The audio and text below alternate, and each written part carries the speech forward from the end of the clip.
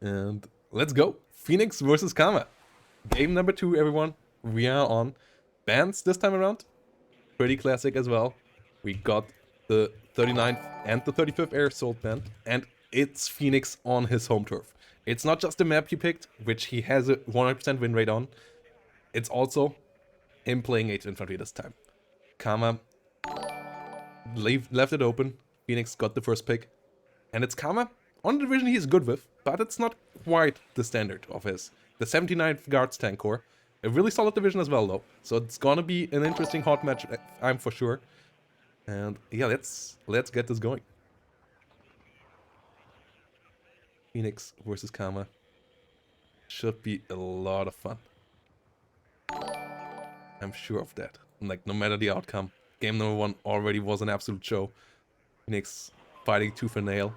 But Karma coming in from the left side. Phoenix won the gamble. Gets the good side of the map. Yeah. And that's one more advantage he needs. He needs to make this a point. And yeah, let's freaking go, everyone. Yeah, this is the map Phoenix has to win. Everything is in his favor. If he can make it work here, he's completely back into the series. But Karma obviously will try to throw wrenches in his way. And we have seen in game number 2 between Leifans and Karma, after first win, Karma likes to go for a bit of an unconventional playstyle. Like, he used a pretty interesting play there in game number 2. Leifans was able to topple it, but do we see something similar in this game as well? Will he try to do something like that to maybe throw something Phoenix's way, especially now that he's on the bad side? Just try to topple him with something wild? Or will he play normal again, like in game number 1? Like, how confident does he feel that he can overcome his opponent with normal playstyle here? I mean, he promised us something interesting, potentially after the first game. So maybe we're going to see that here.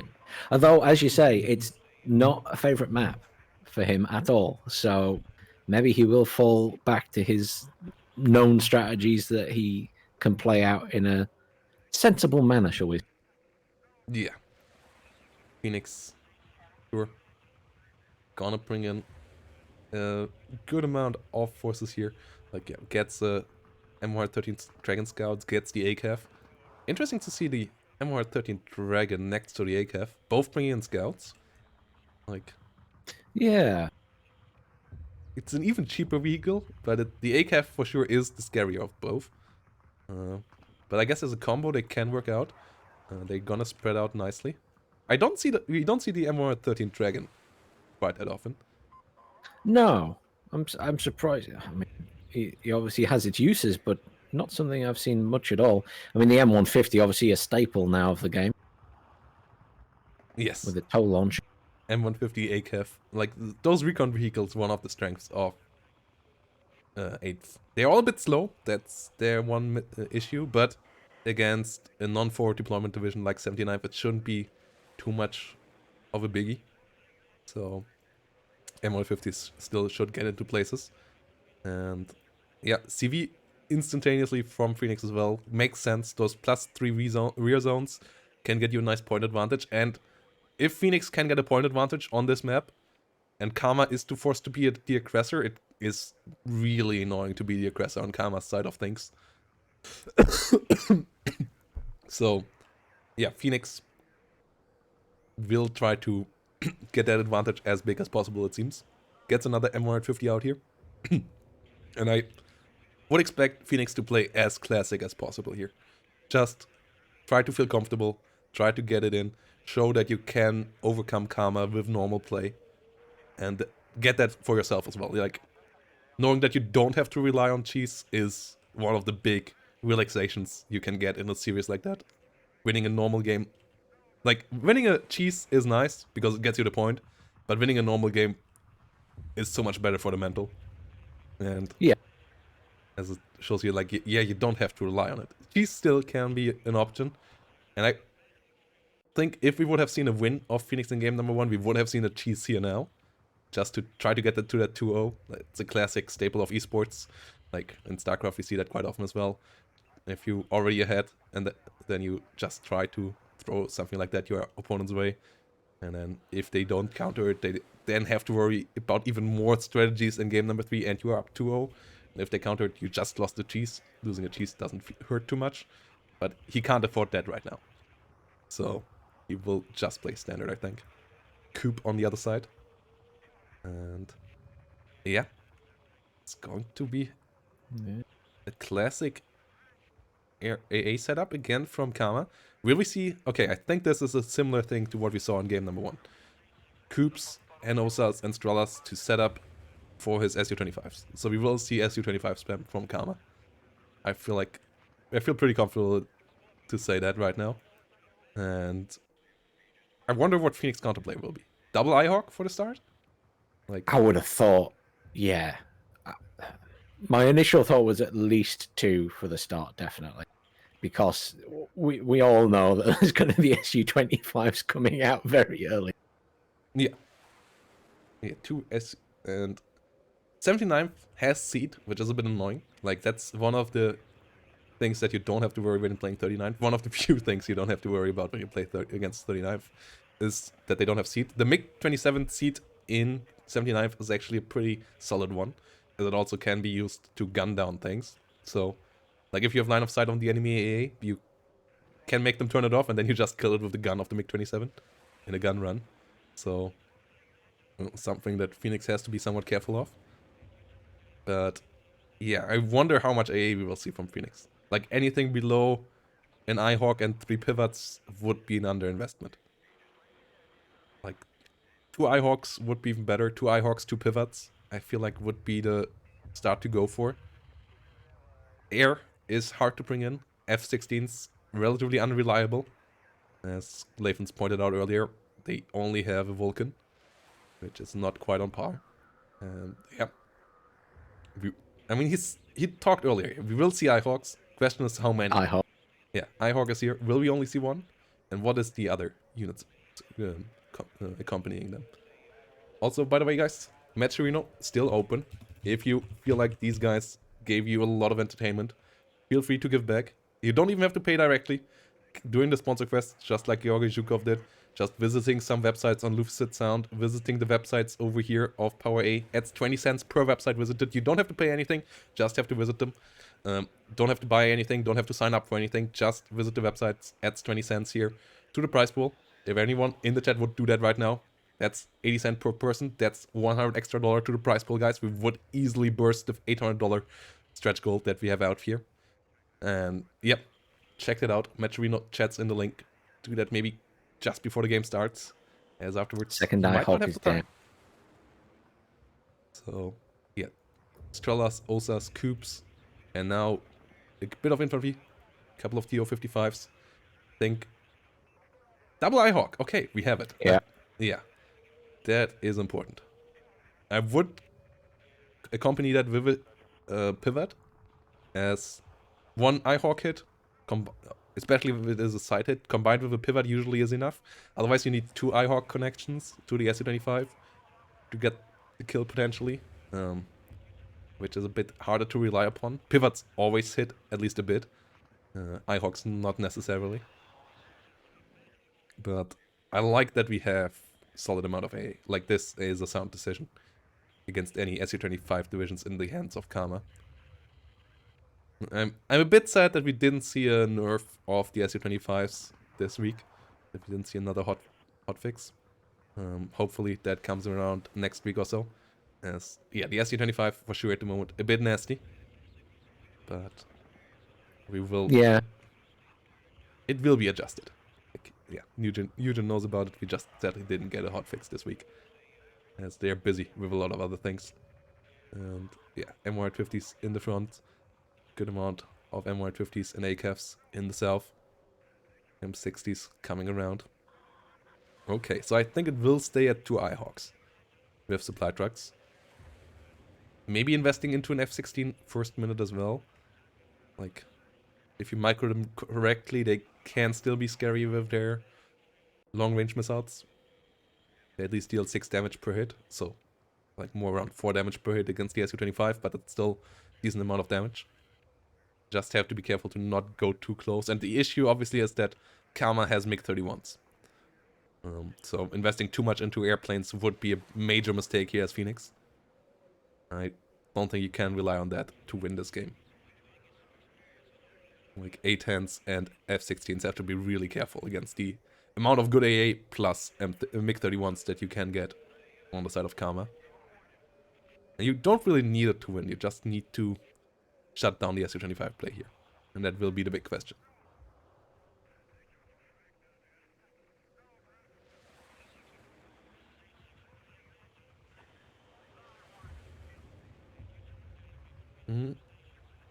Plenty of those PKMs out again for Calm. 7.62 millimeter machine gun squad.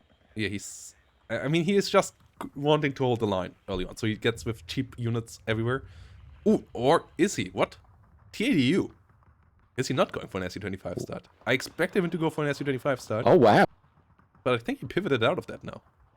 Like, he doesn't have many points left. He might have still one rocket one, though. As they are so dirt cheap at the moment. Like, they're way cheaper than they should be. Yeah. But the TADU investment, 305 points here from the get-go. I just saw the TO-55. I thought he would go for as cheap as possible into air spam, but it is not quite that. T-62, M1, and the TADU for the center push here. Okay. Interesting choices. I'm surprised by the TAEU. Definitely. I mean, we don't have any TOW-2s on the other side on the battlefield right now. We have a lot of M67s. We have the ITOs with the M160. We have Dragon 2s and Dragon 1s. But those all don't do much damage against the TADU. Like, you need TOW-2s, you need cluster bombers and so on to deal with them effectively. Yeah. So, stuff that Phoenix doesn't have on the battlefield right now. So the TADU could deal a lot of damage. Still has to be careful. Side shots of an M60, side shots of ATGM still do damage. So it's not just, oh yeah, I run it forward and it does its job. That's not how heavy tanks work in WARNO. That's not how heavy tanks work in any strategy game, usually. But it for sure has a lot of power here. That start could be interesting. I expect we'll see Karma babysitting that tank a lot.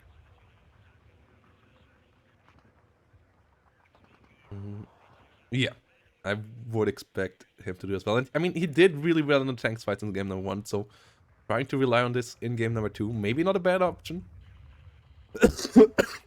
But we have seen Phoenix playing really well in the tank fights on this map against Infamous, who is a really good tank micro player as well, so Phoenix for sure has it in him to deal with enemy tank divisions on this map. Game is on now. Definitely. Let's see who will take it.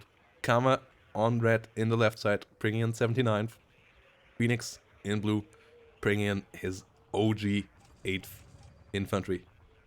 And 2 Ihawks on the battlefield. Su-25, not in the skies right now. Okay. Usually you would bring it around now to arrive at a similar timing with the other units on the front line. Not happening.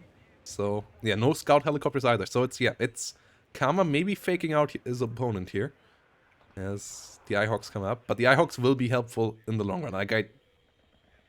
We will see Su-25s coming onto the battlefield. Just the question is, can Karma maybe use the early advantage here to already push into Echo? Or can Phoenix hold on to this? Phoenix also with the investment into the CV that Karma doesn't have. So 100 extra points on the front line for Karma based on that as well. But Phoenix will get the point advantage. Already at 100 points here. First calling for Karma is a CV anyway, so... Yeah, Karma now bringing in the CV, but at the initial engagement, he will have that point advantage directly on the front line. Next to the advantage he already has of the Ihawks being bought, though I guess with his own investment into AA, it's not really that much more combat forces directly. It's just that both sides have prepared for air that is not coming here at the start. A-10s and Su-25s stayed at home for now and will come in at a later point. M150s, ACAFs taking position. And the big boy is rolling in down here. TADU going into the forest. Rolling through it here. For me, it's going to be what Karma does with the TATU right now. Because once it's seen, there'll be a response. BMP2s coming up. Scouts in the rear. M60A3 rolling up. Ooh. Yeah, the TADU is the big question. ACAF doesn't have smoke, but will get out of line of sight of the BMP2. Won't get killed there. Good recon usage of Karma. Having the motorized red get a good spot. And the southern flank of Phoenix is relatively open. Even the iHawk here might be in danger if the TADU is starting to roll forward. Karma more probing for now though. Question is, can Phoenix do a push in the north? He has 3 M60s there. He has an ACAF. He has some scouts. Military police on the other side. Only Conquerors and a couple of TO-55s. If Phoenix would probe up there, I think he could do a northern push, which would be something we don't usually see on this map. Like, 2 pushes in the north and the south of this map, usually not quite how this looks. Usually it's a big fight in the center, but those are where the advantages are for both players. Question is if both players will try to force that. E62 coming up, engaging the scouts that got spotted. ACAF trying to move in to get some shots, but will be scouted by the motorized Vedka. TADU firing the first shot. And this is going to be interesting. Military police under fire. Phoenix back to a +2, but has to hold on the front line. Even bringing in another CV. Yeah, Phoenix really wants to go for the I have the point advantage, you have to come for me playstyle. TADU does clear off. F16 comes in with the cluster. Does miss though. Good movement there by Karma. Keeping it in the smoke for as long as possible. Pivoting out last second. F16 heavily under fire. Strella won't find the kill though. F16 lucky there. 3 AA pieces and they don't get the kill. That's really fortunate for Phoenix. I think the coup with a slightly messed up line of sight there. And the Osa and the Strella not able to find the shots. Phoenix really lucky to get his airplane out alive there. Whilst the TADU is still alive as well though. Good movement there by Karma on the ground. That would have been obviously devastating. And Karma already doubling down. Okay, next big boy tank coming out for Karma in the north. TADU-D now even. The biggest boy in WARNO coming onto the battlefield up here. Together with an Osa as an escort. There we go. Rolling in onto the battlefield quickly. Moving up there. Mi-8 helicopter keeping this north clear, and yeah, Phoenix will have to find a solution for that. There's a couple of ways. Like cluster bombers are the most obvious way. Another way is a good amount of ATGMs all around it. Tank play can work out as well on this map, as there are shorter ranges sometimes, but you have to be really careful with your engagements to make the M1A1 and the M1 work against the TADU. And then the last option is artillery. And I feel like that might be the most sound decision, trying to go for M110s. Just like on Vertigo, this is usually a map where you can see quite a bit of artillery coming around and being effective. And 8 has M110s, has M109s, so it for sure is a powerful division with those. M150s in the north, a bit squandered by Phoenix. As M60s move forward. M60s really cost-efficient tanks, but they just don't have the killing power to stop a TADU. So they will have to be careful here. They can't take that fight. Ooh, M60s have to disengage there. TADU is around. They shouldn't take this fight. Phoenix, I don't know what you're doing there, but it's not a sound decision. Smoke off, please. Now. Oof. First one goes down. Gets the BMP2s beforehand. Motostrelkis at least will get killed off as well, so the support of the TADU is gone. Phoenix still on a +2. Is up to a 500 point advantage, but obviously still 33 minutes here for Karma to change that. And the Conquerors really doing well against all the light vehicles that Phoenix is bringing around. Phoenix now coming in with a cluster bomber. Going on to the hunt for an Osa here, but not finding it. Like, I'm not quite sure what he tried to achieve there with this SU-25 cluster, with his cluster, as the first SU-25 is coming in on the other side. SU-25 getting under heavy fire, gets killed off, F-16 is around, no MiG-31s to follow it up. So good first kill there on an SU-25. SU-25 itself didn't deal too much damage either. So both ground attackers without any massive effect. F-16 will go home. But yeah, it's 540 point advantage for Phoenix. 32 minutes for Kama though to break that, and Kama already moving in and onto the south. M60 here moving around. But TDU's still alive. TDUD coming in the north now. And there's little to deal with them right now. No artillery on the battlefield. No TOW2s on the battlefield in any shape or form. Not even M1A1. So I wonder what Phoenix's strategy will be to try to deal with them. He has to get something out soon for sure. Otherwise, those TADUs and UDs will deal damage. Like, the first approach of clearing out its support, I guess, was sound to buy time. But Kama will get enough support eventually. I'm surprised we haven't seen TOW2s on the field in some way, shape, or form by this point. Yeah. Neither Recon Bradleys nor TOW2 teams or A10s. Like, yeah, we see the cluster F-16s.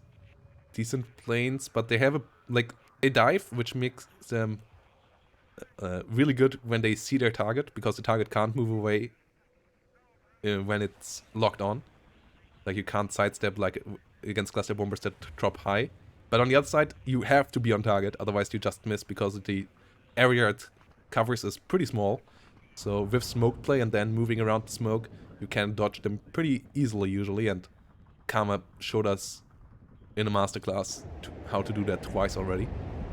Whilst the Mi-8 rocket comes in. And there's no anti-helicopter AA. There are the Eyehawks, which are great anti-plane AA, but they are pretty bad against helicopters. Dragons now trying to deal with the TADU. They at least deal 1 damage per hit, so the TADU will take some damage. But TADU and TADUD are on the push, and there's just really little here for Phoenix. This is scary. This is really scary now, this push here in the center. Yeah. There's an M1 Abrams and a Chaparral coming in, but I don't think it's going to help a lot. You know, in M1, especially now that the TADUs and UDs have pushed into this forest, are not the greatest of units. Engineered Dragon does fall. Second one might get a side shot against the TADU. Yeah, okay, the TADU has to be careful now. 5 hit points, cluster F-16 coming in for it. Will get the kill this time around. But goes down, so you can't do that many more times. It can't be your solution all game. You will run out of F-16s. I think you get 3 per card. You might even only get 2 per card, so it might already be the second and last one. Not 100% sure about that, but you for sure get less of them than the enemy gets TADUDs, so you need other solutions. You need something else to deal with it. 2 per card with 2 cards. Yeah. But that's... Thank you, lad. For sure less than Kama gets TADUDs, so eventually you need another solution. For a stopgap, this was nice. Getting the kill there was helpful. M60 gets kill onto some supply trucks. Like, it's not like Phoenix doesn't get any kills here, but the major units, the TADUDs, are a big problem, and he lost a lot of his recon forces without dealing any damage. Like, a lot of ACAFs and M150s went really cost inefficient on the flanks, and that's really starting to bite him, as now the BMP-2 with Motostralki combo pushes him there on the flanks now. And we see him tapping out already. Maybe slightly early. So, yeah, that's a rough loss here for Phoenix in game number 2. Yes, it was not against Su-25s. It was against big boy tanks. And Kama showed really strongly how good he is with those as well now. Phoenix not finding a solution. And that's a really tough loss. Like, we talked about how this was supposed to be Phoenix's game with his division, his map, and his map side as well. Going like this. Big oof. big oof. Now it's going to be insanely tough. Like, a reverse sweep already is a tough thing. Now it's a reverse sweep on Karma getting next map choice. And it's a reverse sweep that has to come against Karma. Phoenix in a absolutely tough spot now. I'm in a bit of shock. I wasn't expecting that. Yeah. Like, I think he got in the wrong mind. Like, he was so focused on worrying about SU-25s that he really didn't focus well enough about unit positioning on the ground. Like, his ACAFs and his M150s were out of position in a lot of places. Like, as you can see, a BMP2 here shredding a lot of fire teams, a lot of ACAFs. Like, it was neither T-80Us nor SU-25s that killed him here. It was just those sideline units that were in the wrong spot at the wrong time. And yeah, not having an answer to the T-80UD didn't make it any easier. Like, the BMP2s on the side were just so effective. I feel like tapping out though was the wrong timing there. Like, yeah, you can't afford tapping out here. I didn't feel like it. Yeah, I didn't feel like it was over. That was probably the thing that surprised me more than anything else. Is that it just that he surrendered there, but maybe in his mindset he felt he couldn't take it any further, and rather than stress out for another 20 Yeah, minutes. I get that if you're in the first game, like going down I 0-1, know. not a biggie. But in game number 2, I think you can't afford that. You kind of have to scrub it out there and fight tooth and nail to try to get it to a 1-1. So, this stinks for sure for Phoenix. And Yeah. yeah, Karma I'm trying to look for reasons why he did it. on a good way here. For being the first World League champion, I guess. Up to match point already. Phoenix has to bring it for a reverse sweep. This might be shorter than hoped.